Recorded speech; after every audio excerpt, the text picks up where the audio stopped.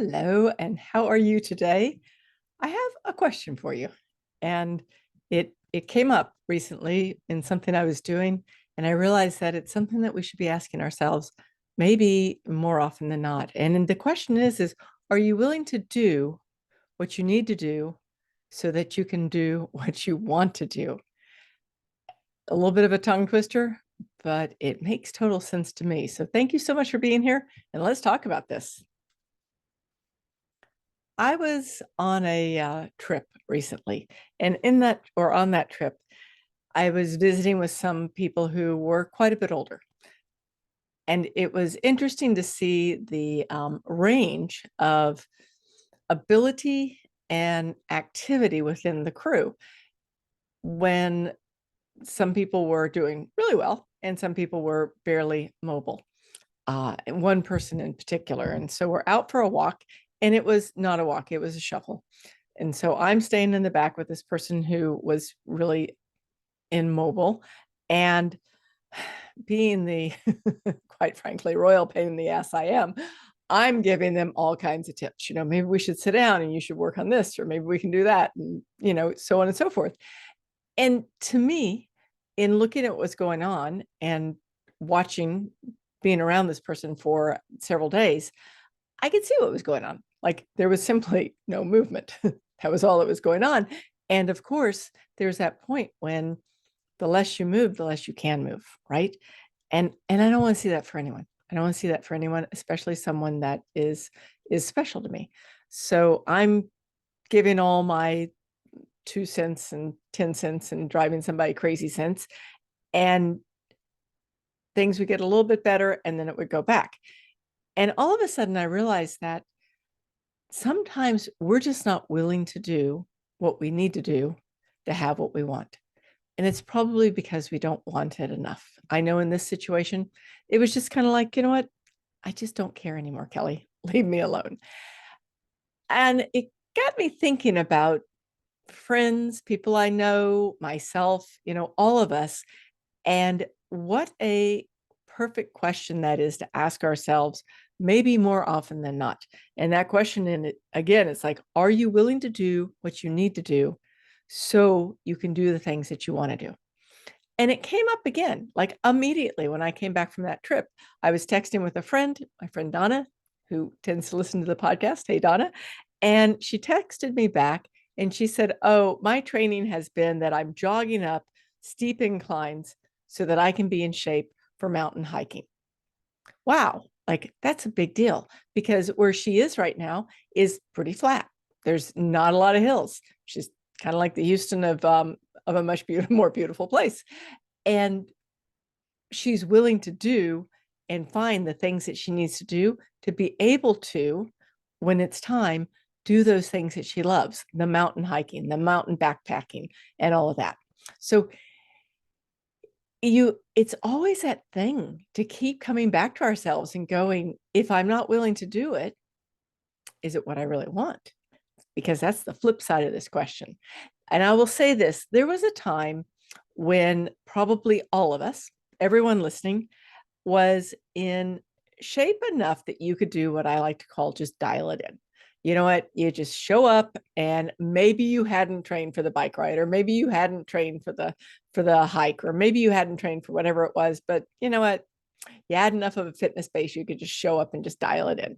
Um, yours truly did on more than enough occasions, believe me. Like, I'm not even going to go down that road because there's just too many times I did it.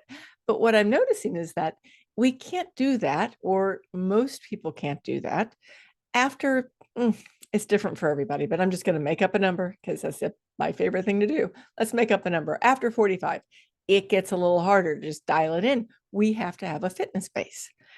And so you have to be willing to do what you need to do to get that fitness base, right? Like Donna, willing to go find the little steep, nothing hills that she's willing to jog up so that she has a better fitness base for what she loves to do. And when I was thinking about this whole idea, I thought of times that, I wasn't willing to do it. Like, I just didn't want it that bad. For instance, was I have in my life done quite a few long distance bike rides. I like them. But there was one that I just really like. I signed up for it. I actually signed up for it. Some friends said, "Do you want to do this?" I'm like, "Sure, I'll do it. What the heck?" Signed up for it. And I thought, you know what? So, Kelly, you are 2 months out from a very big bike ride with a lot of hills. I'm not a big fan of hills. And you haven't done squat. And why? Why? And my first thought was, well, I just haven't had the time. And then my second thought was, well, if I'm honest with myself, I just don't really care that much. I really don't even want to go do that thing. I don't even know why I said yes. And so I gave myself it out. I was like, you know what? I'm not coming. It's okay. Sometimes you sign up for things that you're just not going to do. But, there's lots of things in my life that I've signed up for. And whether it's like physically signing up for an event or physically saying, yep, I'm going on that trip. And it's what I wanted to do. And I was willing to do the work. So, like I said, thinking back about this, I thought about like people who I worked with who are willing to do it and not willing to do it. I had a client, she's a former client. I think she got tired of me too. Her name was Susie, and she was looking for the easy way always. Always looking for the easy way. Even if she said like she had signed up for a really big trip, like I think it was Machu Picchu. I can't remember exactly where she'd signed up for, but I mean, it was something that was going to require some real effort on her part. And she'd never ever applied herself before to her fitness, and she could never bring herself to do it. So instead, on that trip, she ended up, I'm pretty sure it was Machu Picchu, because I think there was a way to ride donkeys up to the top from behind or something. I really don't remember the story. But what I said to her at the time was, I was like, stop, just stop. Stop making excuses. Stop telling me why you can't do it. And you wonder why she doesn't work with me anymore. Sorry. Stop. I shouldn't crack myself up. Stop telling yourself why you can't do it and admit that you just don't want to do the thing. It's okay. It's like me with that bike ride. You know what? Did I take some ribbing from my friends? Yeah, I did. Of course I did. They're like, what's wrong? Can't take a few hills? I'm like, no, I don't want to. Quite frankly, I just don't want to. And it made me think about another client. And she was somebody who she was willing to do the work, right? She had decided to go on a backpacking trip because this is what her husband wanted. Her husband wanted to go backpacking. It was his thing, what he'd always wanted to do. And so she was like, okay, you know what? I'll go. And she signed up for that backpacking trip with him. And she did the things that she needed to do, but she didn't do them with joy. She didn't do them with excitement. She was just slugging through it, dreading the outcome. And the outcome was not not the shape that she was going to be in from the training, but what came next. And what came next was this backpacking trip that she really just didn't want to go on. And so what we did was, I was like, okay, you're doing the training, which is amazing.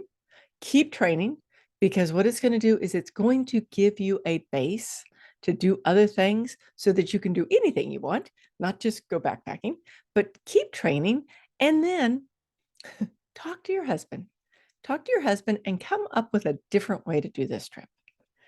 I bet there's options, right? Like that's one of the things, is that we really have options when we get curious. And so what she did, the way the trip ended up playing out, and I don't remember where they were hiking, but it played out so that they went on the first night, maybe 2 nights together. Then they had dropped off a car somewhere along the trail. She grabbed the car, threw her backpack in it happily, got her hiking boots off, went to a really nice bed and breakfast, stayed there for a couple of days, went down, met him a little further down the trail, gave him the rah trail speech and all the good stuff, brought him everything he needed. And then she met him at the end. And then they had the the luxury lay around in the spa and drink wine retreat. So it worked out. And then later on, she went on one of the trips with me. She went on a hiking trip with me. She did everything. She had so much fun. It was so easy because she did the work beforehand. She was willing to do the work, even though for that particular thing, it wasn't something that she wanted to do. So think about that, like the things that you want to do, the things that you're willing to work for. And then I have one more story I just have to share because I'm so impressed by this person. This is one of my clients who is doing a long distance kayaking trip, and I don't know, 7 days, something like that. And it's a trip. Like, this is a big trip. She carries all of her gear. She has to portage her boat. Like, I mean, like literally carry the boat from, water to water. I mean, it's a big thing. And she's never paddled before. She is not a kayaker. But what she did was she said, I am so willing to train for this. What do I need to do? Like, tell me what to do. So she's been taking rowing classes, like she lives somewhere where they have these indoor rowing classes where you just sit out on a rowing machine and row with the rest of the crew, and do some weights. So she's been doing that.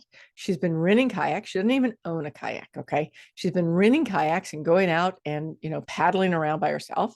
We got on a Zoom call together one day, and like, this was dry land kayaking. I showed her all the moves on dry land on Zoom, and she practiced them and, got some muscle memory.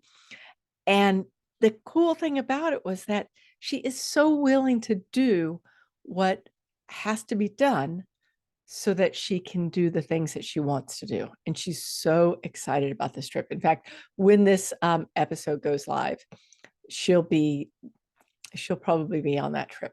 So, I mean, isn't that amazing? And what's so amazing about it is that, like, those are 3 different people, 3 different stories, and maybe, I guess, more than 3 people, but several people with several different stories. And if you think about it, this story is for all of us. All of these stories are for all of us. Okay? Because when you're striving to get in shape, or you're striving to do an event, or you're striving to try something new, when you're doing any of those things, there are questions that you have to always be asking yourself. One of those questions is this something that I want enough that I'm willing to use it as a carrot, that I'm willing to use it as a goal? Is this something that I want enough that I'm willing to do whatever it takes to do it? Or is this something that I really don't want to do? And how can I work with my parameters and maybe not even do it? Pull a Kelly, just pull out of the damn race. Or do like my other client and figure out how to have a spa vacation and a backpacking trip at the same time. But keep in mind, like, all of these things, this is all about adventures, right? But it's not. It's not. It comes back to my story at the very beginning. My friend who is heading in a bad direction and not willing to do anything about it. So keeping that in mind, when you're out and you're trying new things, or you're planning for new adventures, or you're planning for new workouts, or whatever it is, keep a mix of things that you enjoy. Make sure that you're willing to do what it takes. If you're not willing to do that thing, what can you replace it with? Okay. Like, what can you replace it with? Or if you want to do that thing and you don't have what you need on hand, find the steep inclines and start jogging up them. That's the kind of stuff that we have to keep doing. We have to keep doing, and I don't use have lightly, ever. We need to keep doing if we want to keep doing everything that life has for us. So later on in a future episode, I want to talk with everyone about a passion plan, because a lot of this is really about building our health, building our fitness, building our foundation, so that anytime we have a passion plan, Because I don't do bucket lists. Bucket lists sounds like no fun because once you do a bucket, you might as well kick it, right? I want passion. So future plan, we're going to talk about passion plans because that's really what we're talking about right now is figuring out the things that we should do today to be able to do all the things that we want to do today and tomorrow. So thank you. Next week, we're back with one of our summer series stars. And in the meantime, I will say have a wonderful week and wish you a wonderful, wonderful day. Take care now. Bye-bye.